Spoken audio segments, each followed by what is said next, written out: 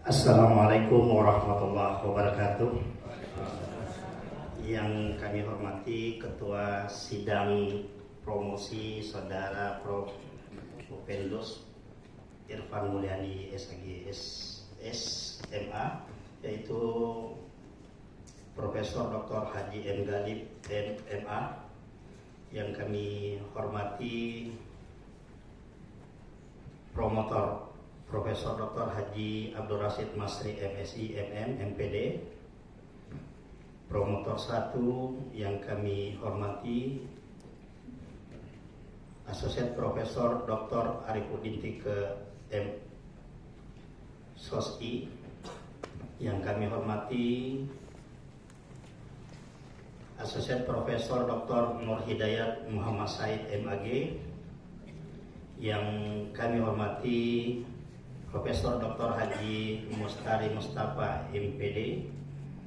Yang kami hormati Asosiat Profesor Dr. Kamaluddin Tajibu MAG. Dan para hadirin dan hadirat yang kami banggakan, utamanya yang hadir pada hari ini ada Wakil Rektor 1 yang kami muliakan dan banggakan, Wakil Dekan 2015-2019, begitu pula Wakil Dekan 1 yang kami hormati dan Dekan periode 2019-2023 serta Wakil Dekan 3. Nah, berbicara tentang tren, itu kita bisa melihat ada dua.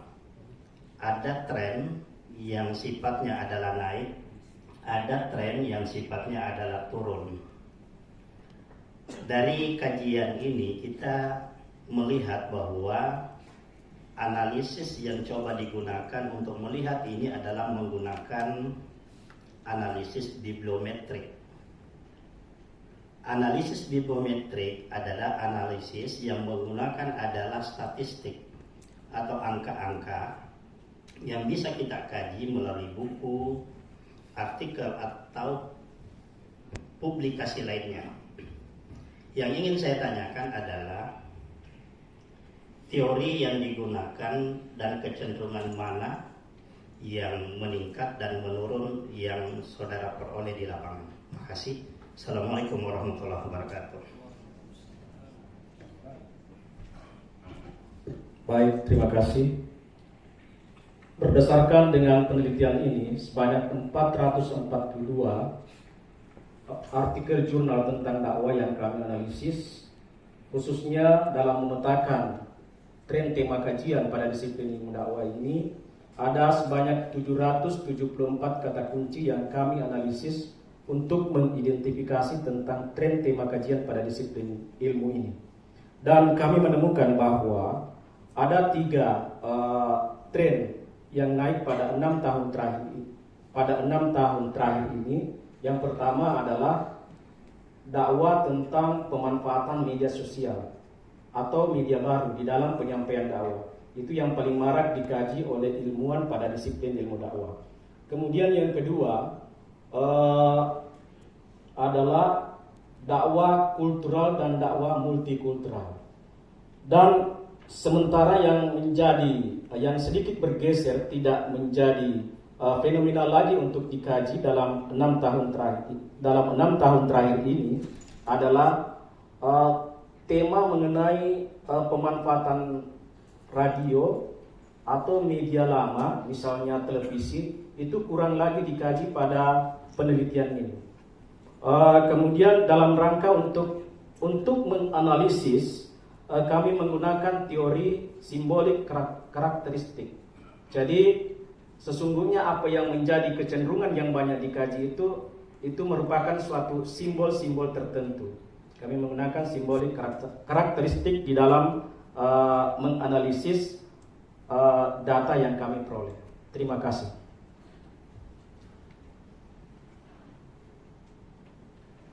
Ya, cukup, terima kasih. Assalamualaikum warahmatullahi wabarakatuh. Terima kasih Bapak Dr. Andi Ibrahim MPD.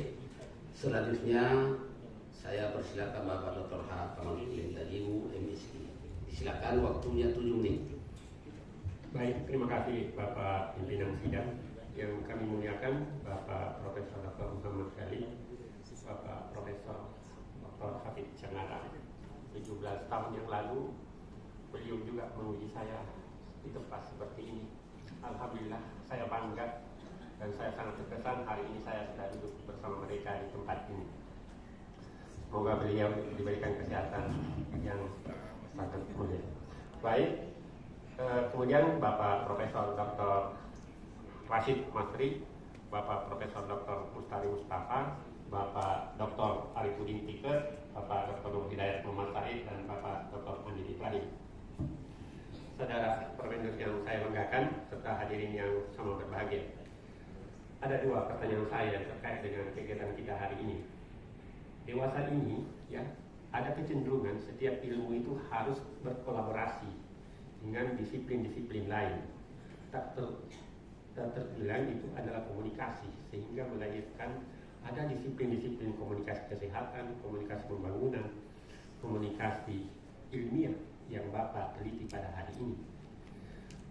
Pertanyaan saya, konsep komunikasi ilmiah yang Anda atau yang Bapak bangun itu Anda dasarkan dari konsep dan teorinya siapa, sehingga Anda memunculkan konsep itu.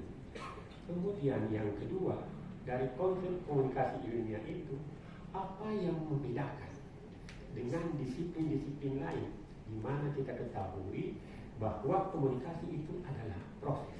Di mana letak proses yang membedakan antara disiplin-disiplin itu? Saya kira itu. Terima kasih. Baik, terima kasih. Konsep komunikasi ilmiah dalam bahasa Inggris disebut dengan istilah scholarly communication. Konsep ini sebetulnya lahir dari rahim ilmu perpustakaan. Konsep ini mulai berkembang, diawali dengan lahirnya jurnal The Scafan dan lahirnya jurnal Philosophical Transaction. Kedua jurnal itu merupakan jurnal pertama yang merupakan sarana atau media yang digunakan oleh ilmuwan di dalam menyampaikan temuan mereka.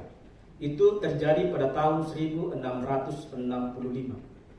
Kemudian seiring dengan perkembangan teknologi, maka konsep komunikasi ilmiah juga ini mengalami terus perkembangan. Karena semakin banyak publikasi-publikasi yang bisa dilahirkan oleh ilmuwan. Dan juga seiring dengan perkembangan teknologi, khususnya pada dekade terakhir ini, di mana banyak sekali media-media atau jurnal-jurnal yang bisa dijadikan saluran komunikasi bagi ilmuwan di dalam menyampaikan temuan dari riset yang mereka lakukan. Yang bisa membedakan antara komunikasi ilmiah dengan komunikasi lainnya. Dalam komunikasi ilmiah, pesan yang ingin disampaikan itu adalah pesan-pesan yang dilahirkan dari satu proses ilmiah, dalam satu proses penelitian secara ilmiah. Sementara pada komunikasi lainnya, itu tidak hanya terbatas pada pesan-pesan yang bersifat ilmiah. Sehingga dapat dikatakan bahwa komunikasi ilmiah ini adalah merupakan suatu sistem di mana terdapat tahapan-tahapan di dalamnya yang harus dilalui oleh ilmuwan di dalam melahirkan suatu publikasi ilmiah.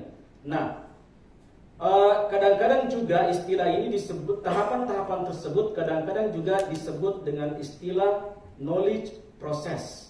Proses yang harus ditempuh dalam melahirkan suatu ilmu pengetahuan. Misalnya yang pertama adalah ada yang disebut dengan knowledge acquisition.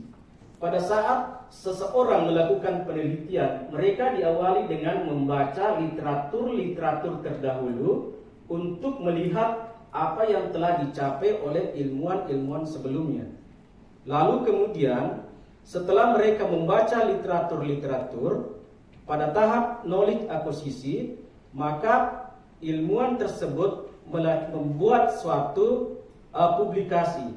Pada proses pembuatan publikasi ini disebut dengan knowledge creation. pada saat proses penelitian itu berlangsung, itulah yang disebut dengan knowledge creation, proses menciptakan pengetahuan itu. Nah, pada konsep komunikasi ilmiah tidak hanya berhenti sampai di situ, akan tetapi seorang ilmuwan itu mereka harus melanjutkan dengan knowledge transferring, yaitu di mana hasil-hasil penelitian yang mereka telah lahirkan itu atau temuan-temuan dari penelitian yang mereka lakukan itu mereka harus publikasikan di berbagai jurnal-jurnal ilmiah. Terima kasih. Terima kasih, Prof. Terima kasih Bapak Dr. H. Kamaluddin Tajibu, MSI. Selanjutnya saya persilakan Bapak Profesor Dr. H. Mustari Mustafa, MPD.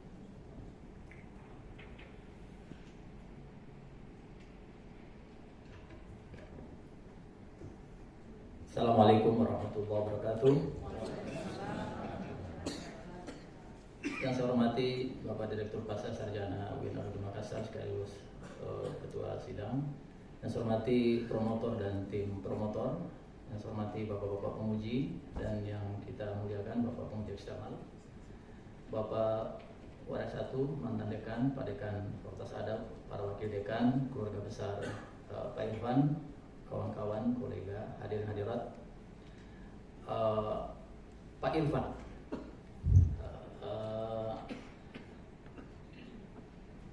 kenapa Muraref gitu ya? Muraref dan mengapa 2016 sampai 2021 ada apa di dua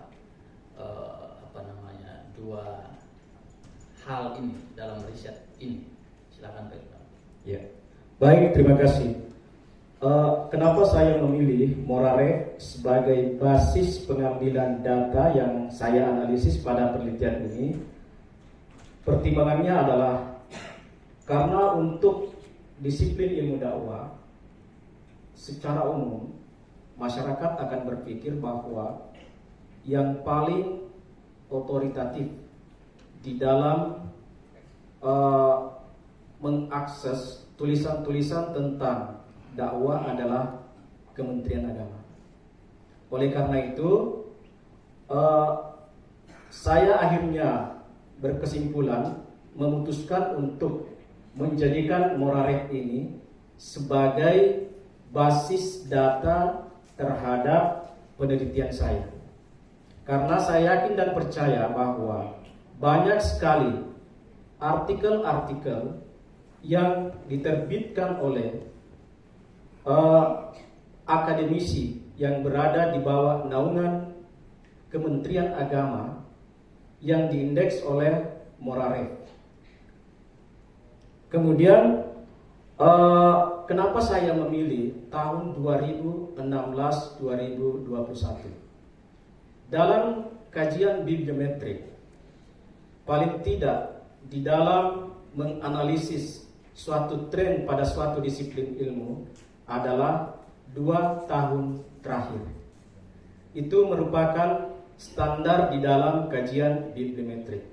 Tapi saya berusaha untuk menambah durasi tersebut menjadi 6 tahun terakhir, 2016-2021, dengan harapan bahwa pertama, semakin banyak data yang dianalisis, maka hasil penelitian itu semakin kuat. Oleh karena itu, alasan-alasan itulah yang menjadi dasar di dalam memilih Muraref sebagai basis data pada penelitian saya ini, dan tahun 2016 sampai 2021 untuk menganalisis artikel-artikel yang terbit kurun waktu tersebut. Terima kasih. Ya, karena waktu kita diskusi di fase sebelumnya, sebetulnya kan para peneliti penulis di UIN Alauddin itu juga ada yang sudah terindeks ya di Muraref, tapi itu di luar tahun yang Pak Irfan teliti ya. Jadi memang kurang update kalau begitu kita punya di UIN Alauddin. Nah, karena pendekatan konstruktivis ini menantang dan membuka ruang untuk memberikan refleksi yang lebih luas, bisakah Pak Irfan memberikan refleksi tentang riset atau publikasi ilmiah di lembaga kita? Kalau secara umum tadi digambarkan di Indonesia itu tren kolaboratif, tren klaster tema, tren produktivitas, ya relatif ini agak tidak menggembirakan. Bagaimana dengan kondisi di lembaga kita, Pak Irfan? Ya, berdasarkan dengan penelitian yang saya lakukan, saya mencoba untuk melihat, mengintip beberapa publikasi dari teman-teman yang ada di Fakultas Dakwah dan Komunikasi. Ketika saya menggunakan Google Scholar, maka publikasi-publikasi yang dilahirkan oleh kawan-kawan dari Fakultas Ilmu Dakwah itu cukup banyak. Namun ketika saya mencoba untuk menggunakan Morarev ini sebagai basis pengambilan data saya, maka saya tidak mendapatkan lagi tulisan-tulisan dari kawan-kawan Fakultas Ilmu Dakwah. Oleh karena itu, saya kira salah satu penyebabnya di sini setelah saya melihat bahwa ternyata pengelola jurnal pada disiplin ilmu dakwah itu tidak mendaftarkan jurnal mereka pada Morarev. Dan sebetulnya ketika mereka mendaftarkan jurnalnya di Morarev itu, maka otomatis semua publikasi ilmiah dari teman-teman Fakultas Dakwah UIN Alauddin itu, ketika kita mencari artikel mereka itu akan kami temukan karena terindeks oleh Morarev. Dan mungkin ini bisa menjadi saran supaya para pengelola jurnal mendaftarkan, meregistrasi jurnal-jurnal mereka itu pada Morarev, karena Morarev itu adalah naungan kita, lembaga induk kita, dan kita harus menghidupkan bersama-sama. Terima kasih. Iya, makasih. Terakhir satu kalimat aja Pak Ketua. Ini bagus sekali ini bahwa kita memang ada saran dari koordinator kita ini agar jurnal-jurnal kita terindeks di Morarev supaya nanti penelitian ini bisa masuk ke UIN Alauddin. Makasih, cerdas Pak Irfan. Assalamualaikum warahmatullahi wabarakatuh. Terima kasih Bapak Profesor Dr. H. Mustari Mustafa MPD. Untuk selanjutnya kita melangkah ke penguji keempat, penguji eksternal Bapak Profesor Dr. Habib Canara MSc. Saya kira beliau ini